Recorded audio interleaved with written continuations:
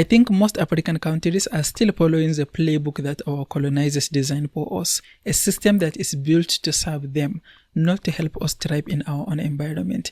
And that is why we are getting the result that the playbook is designed to produce. If you look at over 60% of Africa's population is below the age of 25, which means there is a large young workforce with enormous potential for industrialization. But still, the continent is lagging behind in industrialization and other key important areas like innovation and productivity. All you really need to do is just look. You are going to see so many things that we do that doesn't really make any sense. Like, look at how the judicial wig that we still wear in Africa, the British judicial wig and the court dresses that many African countries still uses. We have no real business using this anymore. And how almost every African country accepts the suit and tie professional dress. Even though before colonization, I don't think any African country wears suit and tie, but we still accept it widely as the professional dress. And those are some things that you might think, yeah, that doesn't make any difference, but that is how we accept the things that make the real difference. Like, if you look at our education system, you will start to see why we are not growing as we should. Let me give you one example. I don't know if that is the case in all the other African countries, but in Nigeria where I live, this is very common. I studied marketing, and our lecturers, it's very common for a lecturer here to say, if I ask you a question in an exam, you have to give me the answer exactly as it appears in the textbook or in the handout. If you change anything, you are going to fail. Some lecturers will even be proud to say this. Like, if a lecturer asks me what are the fundamentals of marketing, I'm going to have to give the answer exactly as it appears in a textbook. If I give any modification, if I change anything, I am going to fail. What they are really saying is, if you dare try to use your mind, you will fail. If you think about anything, you are going to fail. You just have to memorize. We are going to reward you if you memorize things. But whether you understand or not, that's your problem. We don't really care. That really never made any sense to me. I don't know if that is the case in other African countries, but in Nigeria, this is really very common. This kind of education system is going to produce people who are good at maybe office clerks, which is great during colonization. But in today's world where you need creativity and innovation, you are not really going to go anywhere. And that is why if we keep producing people who memorize things, who are going to be great at just taking instruction and following instruction, but not using their mind, then obviously growth is going to keep lagging. I recently watched a documentary on Netflix. The Program is the name of the documentary. It is about a school for troubled teens. And the entire focus of the school is obedience. If students misbehave, they get physically punished. At some point, the program has to shut it down. That's the name of the school, the program. They had to shut it down because of the abuse allegations. And in the documentary, they interview some of the former students. And the former students describe the punishment they went through and their experiences and how they struggle later in life after they finish the program. And after watching the program entirely, I remember thinking, well, that is like a regular school here in terms of the physical punishment, the total focus of obedience, and total lack of self-development. I finished high school in 2010, and during the years in high school, it is very common to go back home with marks on our bodies by physical punishment from our teachers. And at least that is very common really in the government school we attended. I don't know if that is the case in other countries, but it's very common here. And we go back to our homes, nobody really care because it was widely accepted. Physical punishment helps children become more obedient. So we are supposed to be obedient.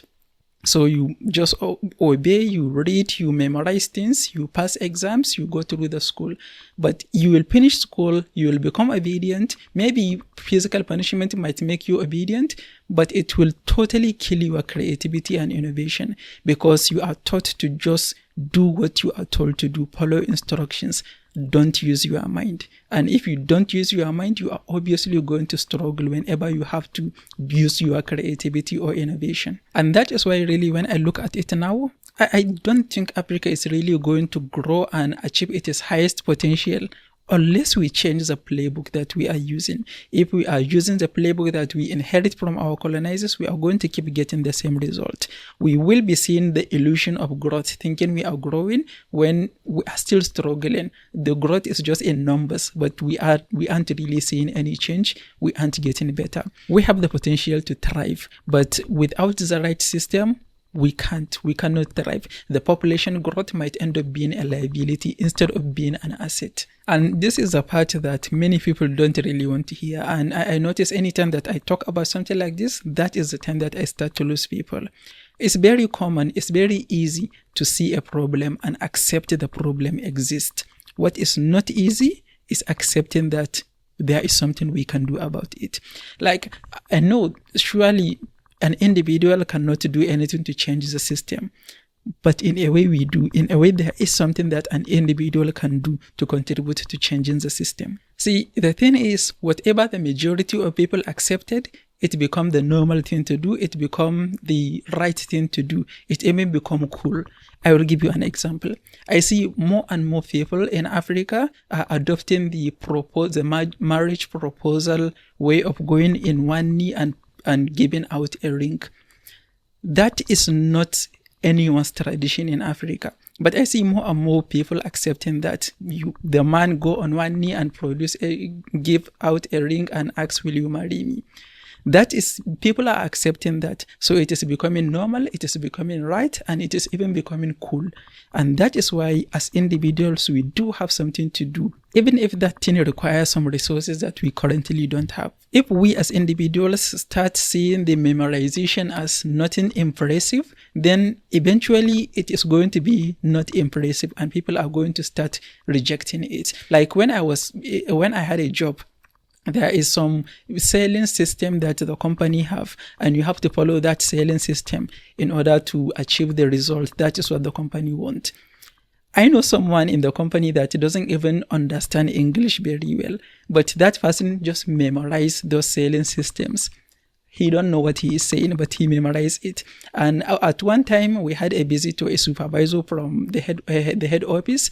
So the sales team has to present.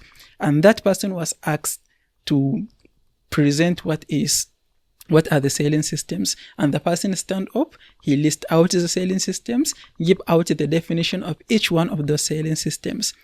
Without any doubt, he don't even understand all the English he was saying, but he just memorized it. And he gets rewarded for it. And if we start as individuals rejecting that, if someone just memorized something, we just ask them a deeper question about it. If they can't give an explanation, then they don't get rewarded. Then eventually we are going to start adopting a system that is going to reward creativity, innovation, and using our own mind. As lecturers, if a lecturer say you have to memorize this, otherwise you are going to fail, and all the students just think, why will he say that? That's wrong. They even maybe report the lecturer to the school authority. Eventually that is going to die.